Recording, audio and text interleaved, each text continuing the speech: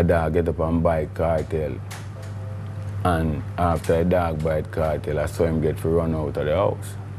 Some reggae beefs drop fire tracks. Others, they drop bodies. From lyrical shade to full-blown street wars, reggae and dancehall history has seen its fair share of feuds that went way past the studio. This video breaks down 14 times things got way too real, where musical rivalries spilled into violence, and in some cases, ended in tragedy. We're not talking about your average celebrity drama. We're talking shootouts, gang ties, and festival brawls. So, if you thought reggae was all peace and ganja, buckle up. You're about to hear the stories they definitely didn't teach in music class. Vibes, Cartel, Fall, Mavado. You ever hear of a rap battle so wild the Prime Minister had to step in? Welcome to Jamaica, where the Vibes, Cartel vs. Mavado feud went from catchy hooks to straight-up chaos. At first, these two were on the same squad, both protégés of dancehall heavyweight Bounty Killer. But like any good music drama, things soured fast. By 2006, Cartel and Mavado were taking lyrical shots at each other that made 8 Mile look like Sesame Street. We're talking diss tracks, on-stage clashes, and even a fake coffin rolled out during a live show, complete with R.I.P. Mavado plastered on the side. Subtle, right?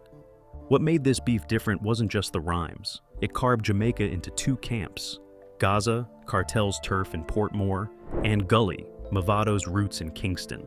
Whole neighborhoods started picking sides like it was the Super Bowl of disrespect. Even Usain Bolt, the island's golden boy, reportedly told DJs at his party to only spin Gaza tracks. Anyone who disagreed? Jump in a gully, he supposedly said. But this wasn't just lyrical warfare. Fights broke out at concerts, fans clashed in the streets, and police started noticing the lines between music rivalry and gang turf blurring badly. Things got so serious that in 2009, the Jamaican government stepped in for a peace summit. Yes, that's real. Cabinet ministers, a bishop, and 2 artists with more jewelry than patience sat down to squash the drama. Sort of. Was peace achieved? There was a handshake, a few photo ops, a concert where Cartel called Mavado his brother. But let's be real, these two didn't write Kumbaya on the chalkboard and walk away friends. The tension simmered under the surface, trickling into schools, clubs, and even dance hall parties in New York. Call it the Biggie and Tupac of the Caribbean. But instead of ending in tragedy, the Gaza Gully saga shows what happens when music, politics, and street cred collide on one tiny, passionate island. Ninja Man v. Merciless.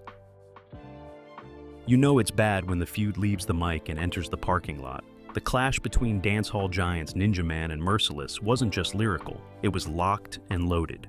What started as your standard war of words quickly exploded into real-world mayhem, and not the kind you find in a music video. These two weren't exactly exchanging baked goods backstage. Their beef played out on stage and off, with plenty of venom at live shows and face-offs that felt less like musical duels and more like open declarations of war. Merciless, known for his sharp tongue, didn't hold back when it came to taking verbal shots. Ninja Man, who had a rep for being just as reckless as he was charismatic, wasn't about to take that sitting down. The tension boiled over during live events, where the atmosphere was less concert crowd and more someone check security. Things escalated to the point that physical altercations happened behind the scenes, and reports floated around about firearms being brandished. This wasn't just industry drama. It was the kind of conflict that made fans hold their breath and promoters double-check their exit plans. Then came the plot twist. While their beef didn't end in a public tragedy, Ninja Man eventually found himself locked up on a separate murder conviction. The sentence cast a grim shadow over his entire legacy, and in hindsight, it added even more weight to the fiery trail he'd left behind in his career.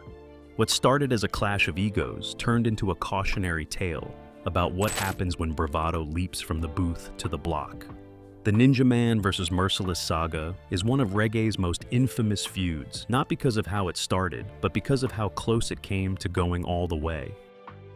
Peter Tosh v. Dennis Leppo, Laban. In the world of reggae, some rivalries unfold on stage, but this one erupted behind closed doors with devastating consequences. On a warm September night in 1987, the life of reggae legend Peter Tosh came to a violent and heartbreaking end. Not at the hands of an enemy from the music industry, but from someone he once called a friend. Peter Tosh, founding member of the Wailers and fierce advocate for equal rights, was known as much for his uncompromising activism as for his music. But even his courage and wisdom couldn't shield him from betrayal. Dennis Leppo Laban, a man Tosh had supported after a prison stint, was among 3 armed assailants who stormed the singer's Kingston home. Demanding cash and possessions, the group held Tosh and several of his friends hostage. Hours later, the standoff turned deadly. Tosh was shot and killed in cold blood, alongside 2 other victims. Several others were seriously injured in the ambush. The reggae world reeled. How could a man who preached peace and justice fall victim to such violence, especially from someone once part of his trusted circle? Laban was eventually convicted of murder and sentenced to death, though his sentence was later commuted. The loss of Tosh sent shockwaves through the music community and highlighted a chilling reality. Even icons of unity and resistance aren't safe from the chaos of betrayal. This wasn't a battle over lyrics or stage time. It was the tragic story of a revolutionary silenced by greed and broken loyalty. And while not born from a music industry rivalry, the death of Peter Tosh remains one of the darkest moments in reggae history. A brutal reminder of how close to home danger can strike. Supercat, v. Nittygritty. When a lyrical rivalry in dancehall spilled onto the streets of Brooklyn, it ended with tragedy and a transfer from mic to murder. In June '91, a clash that began backstage soon turned tragic. Glenn Nittygritty Holness confronted Supercat outside a record store in Brooklyn's Caribbean community. According to multiple accounts, including fan recollections and interviews, Nittygritty pulled a gun on Supercat, but it jammed. That brief misfire gave Supercat time to pull his own weapon, resulting in Nittygritty's death on the pavement outside Superpower record shop. Authorities treated the incident as self-defense, clearing Supercat of criminal charges. Still, the event left a dark stain on his reputation and cast a long shadow over dancehall's New York chapter. Community sources and later interviews repeatedly described how the confrontation escalated from a dust-up in a studio to a deadly exchange in front of witnesses. Though both men were part of the same reggae network, the gun drama served as a chilling reminder that offstage tensions could become lethal. In the aftermath, Supercat's career continued to rise. His album Don Dada was released on a major label shortly afterward, cementing his legacy in dancehall history. But the memory of the incident remained woven into his public narrative. This wasn't a war of words. It was a hometown tragedy born from a moment's flicker between 2 artists. And while the court of law ruled it self-defense, many still remember this case as a rare but harrowing example of how real-life danger can shadow life in the reggae industry. Lady Saw v. Maca Diamond. The legendary Sting event of 2013 set the stage for one of dancehall's most brutal lyrical battles. Lady Saw, backed by serious anticipation thanks to years of online trash talk, unleashed a performance so potent it silenced Maca Diamond in under 5 minutes. Set against a backdrop of social media tension, this clash went beyond fun diss. It carried a real edge. Lady Saw hit her first verse with razor-sharp precision, delivering personal jabs about Maca's marriage struggles and recent troubles. The crowd roared as Saw ripped into rumors about. Maca Diamond tried to respond with face paint and aggressive delivery, but audience energy was already locked with the Queen. This was lyrical warfare with near physical tension. Security had to maintain distance between the two when they nearly bumped heads, proving the heat backstage simmered nearly as fiercely as on the stage. Lady Saw later admitted she had written what she called pit of hell verses, prepared not only for Maca Diamond, but for other female DJs who had challenged her. Thankfully, the clash unfolded before just one opponent, but she admitted it nearly crossed a line she regrets now. In the aftermath, Maca Diamond publicly congratulated Lady Saw on a decisive win, saying she felt proud to step up on stage, yet clearly outmatched by her lyrical attack. She emphasized her pride in representing female artists, but graciously accepted her loss. Though no weapons were drawn and no one was injured, this showdown proved women in reggae don't hold back. They spill lyrical blood. It stands as a vivid reminder that even non-violent feuds can carry real heat and emotional scars in dancehall culture. Cobra Vive, Ninja Man. In the early 90s, dancehall Mad Cobra, known to fans as Cobra, built his reputation with bullet-heavy lyrics like Shoot to Kill and Z Taurus. His onstage persona screamed bad boy, and he didn't shy away from sparring with other top DJs. One of his most legendary run-ins was with Ninja Man, the stuttering, knife-sharp lyricist infamous for his songs like Murder Dem and Permit to Bury. Their rivalry was a full-on lyrical shootout. Cobra's tracks and stage behavior provoked responses from Ninja Man, whose fierce delivery and pro-gun imagery fueled the tension. Both artists were synonymous with raw energy and tough talk, raising the stakes whenever they appeared on the same bill. By the time they faced off at iconic clashes like Sting in the mid-90s, backstage rumors spoke of knives, security standbys, and nearly physical confrontations. Some insiders recall the atmosphere was less friendly competition and more prepare for war. Though no guns were drawn on stage, the tension was thick enough to cut with a blade.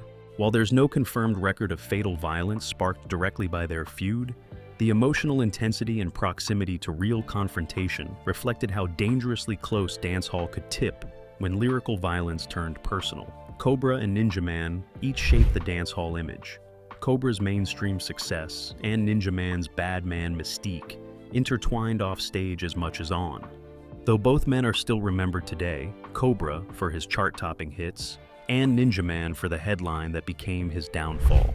Their feud symbolizes a moment when reggae's fiercest wordplay danced dangerously with real-world threat. Beanie Man v. Bounty Killer. What starts as diss tracks can morph into dangerous divisions, just as Beanie Man and Bounty Killer. In the early 90s, Beanie Man and Bounty Killer clashed over dominance in dancehall. Accusations flew. Beanie was accused of copying Bounty's catchphrase, "People Dead," while Bounty felt Beanie rode on moves without credit. Their face-off at Sting 93 is still legendary. "Live on stage," Bounty interrupted Beanie, chanting his signature line. The crowd erupted, and both artists held their ground.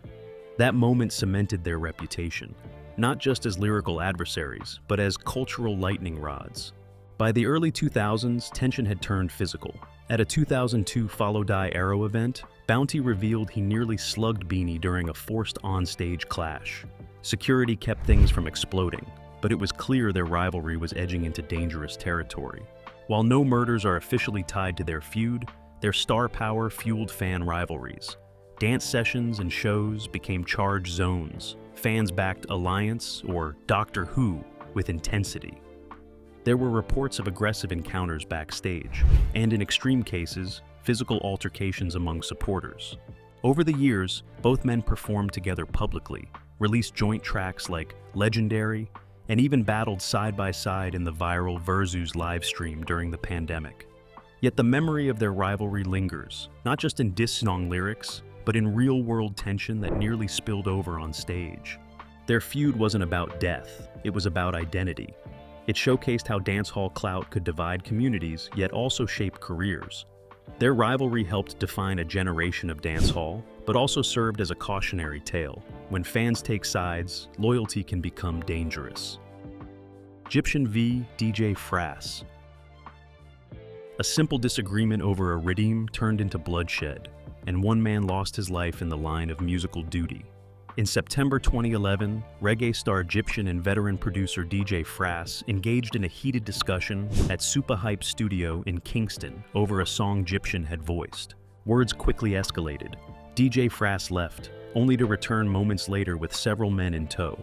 One attempted to restrain Egyptian, and a tense moment unfolded when someone appeared to reach for a weapon. Shots rang out. Davion Burrow Bailey, a member of Egyptian's entourage, was struck multiple times and died en route to the hospital. Police reports note that unknown gunmen fled in a white Honda afterward. Both Egyptian and DJ Frass later turned themselves in for questioning related to the incident. Egyptian expressed regret over the tragic turn of events, while the case sent shockwaves through Jamaica's music industry. Though the clash began over a creative disagreement, it spiraled into a tragic example of how passion and pride can fuel danger. Egyptian, a globally recognized reggae artist known for hits like Hold Yo, saw his reputation shaken by this dark moment. DJ Frass, celebrated for hit redeems like Shadow and Israel, faced scrutiny for his role in the altercation. This episode serves as a grim reminder. Beneath the beat and melody, personal tensions carry real risk, especially when the lines between studio drama and street violence blur. Spice Fi, Maca Diamond. They say female dancehall is drama, but sometimes it bleeds into reality. In the early 2010s, a lyrical rivalry between Spice and Maca Diamond matched male clashes in intensity. Spice dropped Let Out the Donkey, a diss track targeting Maca with harsh personal jokes about tattoos, rumored financial drama, and more. In response, Maca fired back with Kill the Black One, accusing Spice of disrespect and hypocrisy, escalating tension beyond the music. The beef turned physical in 2006, or so Spice claims. During a televised CVM interview, she boasted she boxed Maca down, juke out her eye, nearly take out the eye. While not independently confirmed, the moment marked a rare instance where a female dancehall feud crossed into admitted physical violence. Both were slated to face off at Sting 2012, one of dancehall's most iconic clash platforms. Maca ultimately no-showed, citing other commitments. Promoter Isaiah Lang accused her of backing out due to the feud's intensity and public warnings around potential violence. Their feud reignited in 2016 when Maca released a diss record claiming Spice monopolized female dancehall. She accused Spice of sidelining other women and behaving like the only artist who mattered, turning what began as diss tracks into continued public tension and threats of confrontation beyond the stage. Though no confirmed injuries came from a live performance, this feud proved women in reggae don't just trade lyrics, they trade threats, and sometimes action. It showed how personal and explosive female rivalry in dancehall could become. It wasn't just entertainment, it was a battlefield where one track could spark real-world drama. Tiger v. Papasan. In the late 1980s, the Jamaican music scene witnessed a fierce rivalry between two prominent DJs. Tiger, known for his energetic performances and distinctive growling style, and Papasan, celebrated for his rapid-fire delivery and charismatic stage presence. Their competition reached its peak during the iconic Sting 1989 festival, a renowned event that showcased the best of dancehall talent. At Sting 1989, both artists delivered electrifying performances, each vying for the title of the night's top DJ. The event was marked by high-energy exchanges and lyrical duels that captivated the audience. While the clash did not escalate into physical violence, the intensity of their performances highlighted the competitive nature of dancehall culture. The rivalry between Tiger and Papasan was not just about music. It embodied the essence of sound clash culture, where DJs used their lyrical prowess to outshine their opponents. Their interactions, both on and off the stage, fueled discussions among fans and critics alike, contributing to the rich tapestry of dancehall history. The Tiger vs. Papasan rivalry remains a significant chapter in the annals of dancehall music. It showcased the artistry and passion of two of the genre's most influential figures. While both artists have since evolved in their musical journeys, their legendary clash continues to be celebrated by fans and serves as an inspiration for new generations of dancehall enthusiasts.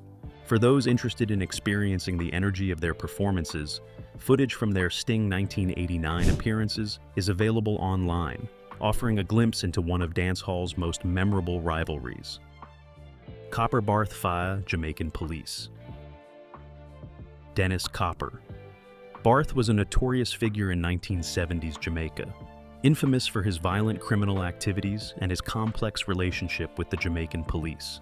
Operating primarily out of the Renwick Lodge area in East Kingston, Barth led the Hot Steppers Gang, a group responsible for a series of high-profile crimes, including bank robberies and violent confrontations with law enforcement. His criminal exploits earned him the title of Public Enemy Number 1 in Jamaica during that era. Barth's interactions with the police were marked by a series of violent encounters. On one occasion, after being cornered by a police team, Barth managed to shoot his way out, killing one police officer and injuring another. This incident highlighted his ruthlessness and the escalating tension between him and law enforcement. Despite his criminal activities, Barth's life ended in a dramatic confrontation with the police. In April 1978, during an attempted robbery at the Caymanas Park racetrack, Barth was fatally shot by a special constable. The officer, who had been injured in the exchange, managed to return fire, leading to Barth's death. Barth's reign of terror didn't just terrorize civilians, it challenged the authority of the Jamaican state. His violent standoffs with police exposed both the reach and the limits of law enforcement in a country grappling with political instability, poverty, and rising gang activity. For many, Barth became a symbol of the chaotic underworld Jamaica was trying to suppress. A man whose charisma and criminal audacity made him both feared and mythologized. He wasn't just a gangster, he was a representation of a much deeper social fracture, where young men from disenfranchised communities often turned to crime not only for survival, but for notoriety and power. Even decades after his death, Dennis Copper Barth is spoken of with a mix of awe and caution, a tragic anti-hero etched into the folklore of Jamaican criminal history. His legacy endures not only as a violent figure, but as a product of a turbulent time in Jamaica's past. Vibes, Cartel Van Clive Lizard Williams. In August 2011, Clive Lizard Williams and Lamar Chow accepted 2 guns from Vive's Cartel, real name Adidja Palmer, for safekeeping. What started as a seemingly routine exchange soon spiraled into a nightmare. When the firearms vanished, Cartel summoned both men to his Kingston residence for an explanation. That meeting quickly turned violent.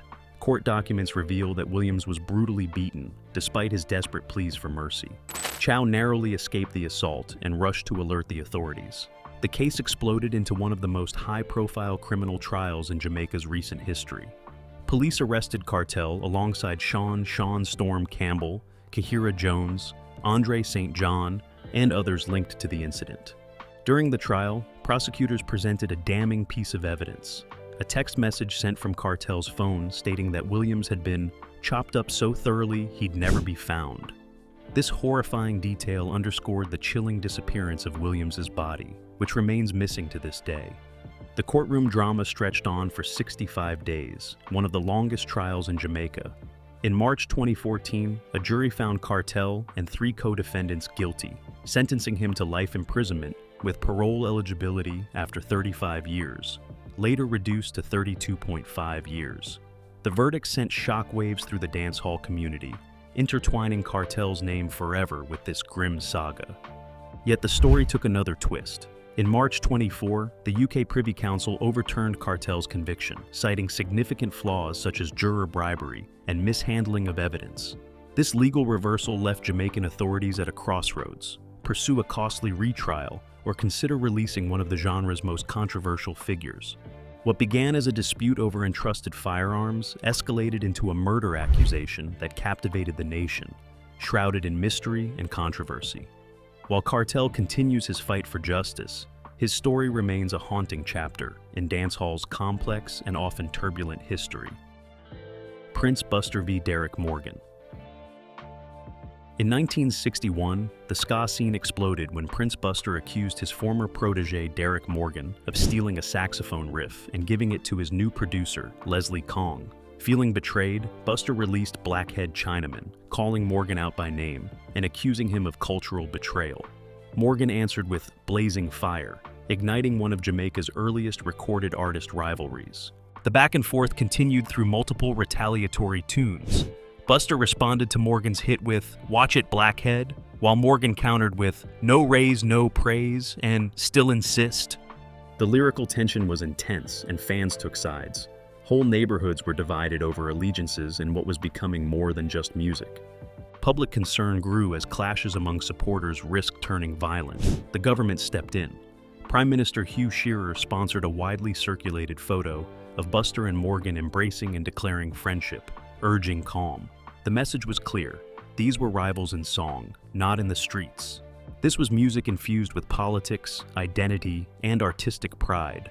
Buster claimed ownership of a new Jamaican sound, while Morgan defended his creativity under Kong's banner. Their feud set a blueprint for future musical confrontations, battle records, fan loyalty, and public spectacle.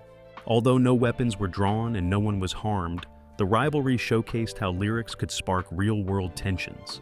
It laid the foundation for reggae's beef culture, where every verse carries weight and every beat can echo beyond the stage. Cobra Vive, Bounty Killer. In the mid-2000s, Mad Cobra made a comeback with the hard-hitting track Die Hardest. Fans speculated that the song's violent imagery and unnerving disses were aimed squarely at Bounty Killer and possibly Beanie Man, signaling a deeper, personal jab at his rivals in the genre. Cobra's bars weren't just metaphoric. They painted scenes of shooting and destruction, with lines about dropping opponents in the car or letting bullets twist heads off. The track revived his reputation for unapologetic aggression and rocked reggae circles, casting shadows that Bounty's camp couldn't ignore. Bounty Killer, for his part, has always leaned into authenticity and grit. Though not naming Cobra directly, he has publicly criticized artists tied to criminal behavior and gun violence. His stance highlighted how dancehall lyrics sometimes reflect a broader culture of street tension and real danger. While there's no recorded physical fight between Cobra and Bounty, the heated atmosphere surrounding their exchanges was intense. Sources recall clash events where tensions between artists and fan camps nearly cracked the stage. Cobra's return to pen violence-laced lyrics suggested he wasn't afraid to raise the stakes. Ultimately, their rivalry became emblematic of a genre where lyrical wars blur into real-world threats. Cobra's resurgence reminded listeners that dancehall feuds could carry more than just harsh words. They could echo gunplay and danger, lurking beyond the stage. Bonus, Ninja Man, Vive, Shaba, Ranks. At Sting 1990, words became weapons, and Ninja Man delivered the bullet. When Ninja Man and Shaba Ranks faced off on the Sting stage in 1990, it wasn't just a lyrical showdown, it was a declaration of dominance. Fans and critics alike point to Ninja Man's unexpectedly ruthless performance as a masterclass in verbal aggression. Despite Shaba's global rise, Ninja Man sliced through him with devastating verses, leaving Ranks visibly shaken and ultimately rushing off the stage mid-performance. The crowd's reaction elevated the clash from confrontation to chaos.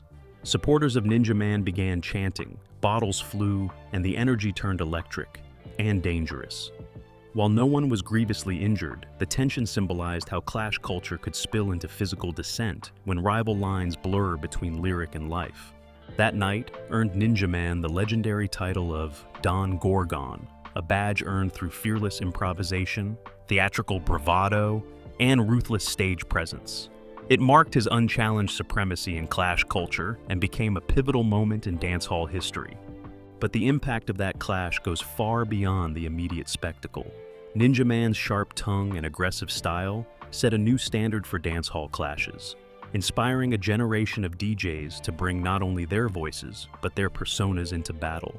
The Sting 990 showdown highlighted the raw energy and unpredictability that made live clashes a centerpiece of Jamaican music culture. For many fans, it was the night when verbal dueling morphed into a gladiatorial contest, where losing meant more than embarrassment, and winning meant carving your name into dancehall's Hall of Fame. Shaba Ranks would go on to reach international superstardom, but Ninja Man's victory that night solidified his street credibility and mystique, earning him a place as one of dancehall's most feared performers. In dancehall lore, Sting 990 remains a benchmark for the art of the clash, where words wielded as weapons echo long after the music fades.